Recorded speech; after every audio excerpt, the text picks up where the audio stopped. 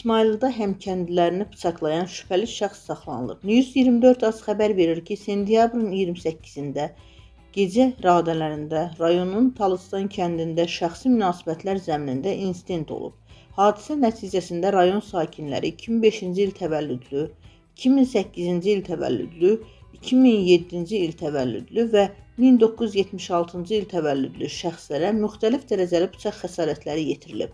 Polis əməkdaşları tərəfindən cinayət əməlini törətməkdə şübhəli bilinən 2002-ci il təvəllüdlü Elşən Babayev müəyyən edilərək tutulub. Faktla bağlı araşdırmalar aparılır.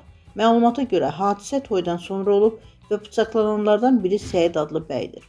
Hadisə kənddə keçirilən toy mərasimi zamanı qeydə alınıb. Belə ki, Talıstan kənd sakini 2002-ci il təvəllüdlü Elşən Babayev Səid adlı həmkəndlisinin toyunda iştirak edib.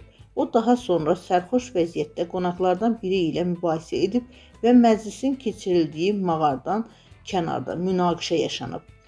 Bu zaman bəy və digər şəxslər Babayevi sakitləşdirmək istəyib, lakin Elşən bıçaqla bəy də daxil olmaqla 4 nəfərə xəsarət yetirib. Elşən Babayev ilkin ifadəsində bildirib ki, məclisdə atası barəsində xoşagəlməz sözlər danışılıb. Buna görə də məsələni aydınlaşdırmaq istəyib. Xəsarət alanlardan birinin vəziyyəti daha ağır olduğundan İsmayıllı rayon mərkəzi xəstəxanasının cərrahiyyə şöbəsinə yerləşdirilib.